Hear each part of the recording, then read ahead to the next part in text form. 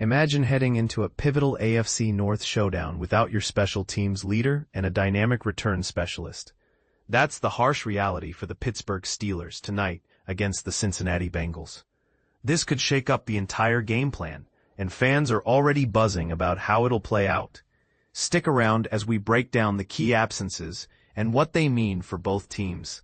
The Steelers' special teams unit, which handles critical moments like kickoffs, punts, and field goals, is hit hard right now.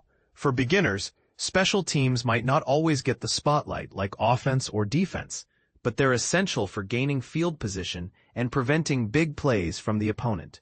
Tonight, they're missing their captain, safety Miles Killebrew, who suffered a serious knee injury in last week's clash with the Cleveland Browns. The team placed him on the reserve injured list earlier today, which basically means he's sidelined for at least a few weeks to recover. A tough blow for a guy who's been anchoring that unit.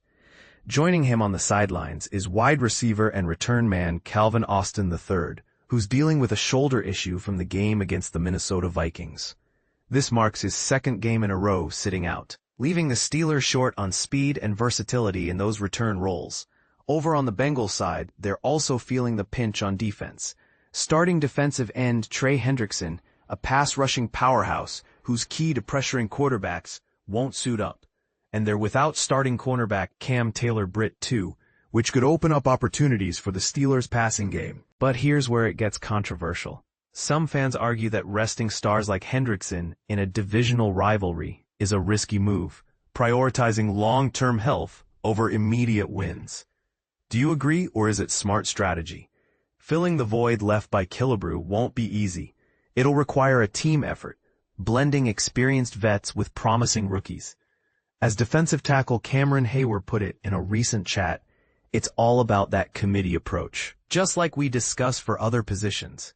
He highlighted a bunch of players who'll need to rise to the occasion, including Ben Skowronek, Connor Heyward, Parson Bruner, Jack Sawyer, and James Pierre. These aren't household names for everyone yet, but think of them as the unsung heroes who rotate in for coverage, blocking, and tackling on special teams. Heyward emphasized, a bunch of guys have to elevate their game. Those are just some examples, but each one plays a crucial part, and we need every single one performing at their peak to make this work. It's a reminder that football is truly a team sport, where depth can make or break a game, especially for newcomers to the sport, learning how rosters function beyond the stars.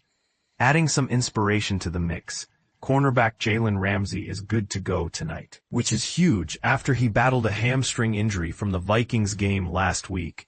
He skipped several practices but pushed through to play anyway, showing real grit.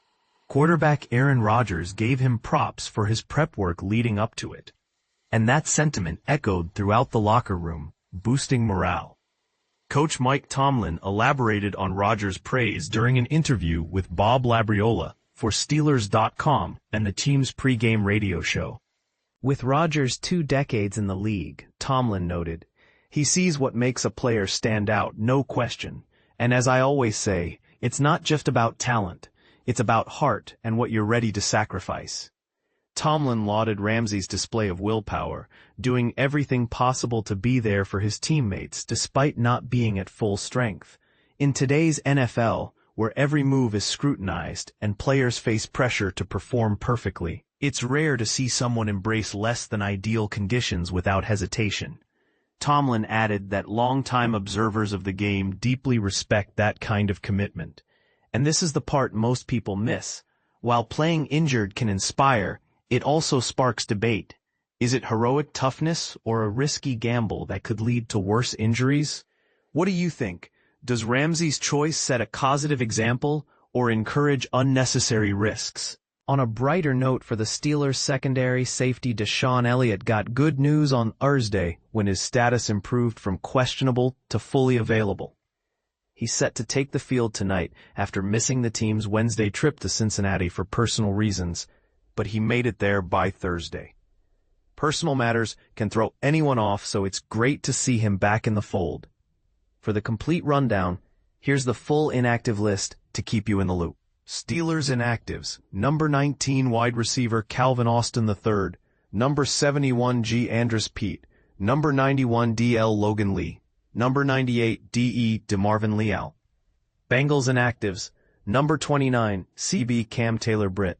Number 65, C. Matt Lee. Number 81, wide receiver Jermaine Burton. Number 87, tight end Tanner Hudson. Number 91, D.E. Trey Hendrickson.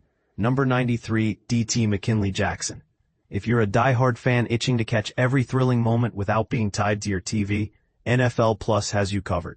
Stream the Steelers live from anywhere on your mobile device, including local and primetime regular season games. Plus NFL Red Zone, NFL Network, live audio, and tons more. All conveniently bundled in one app. Don't miss out on the excitement. So with these absences stacking the deck, can the Steelers' depth players step up big, or will the Bengals capitalize? And on the injury front, should more players follow Ramsey's lead or play it safe? Drop your takes in the comments. I'd love to hear if you're optimistic for a Steelers win, or see this as a potential stumble. Let's discuss.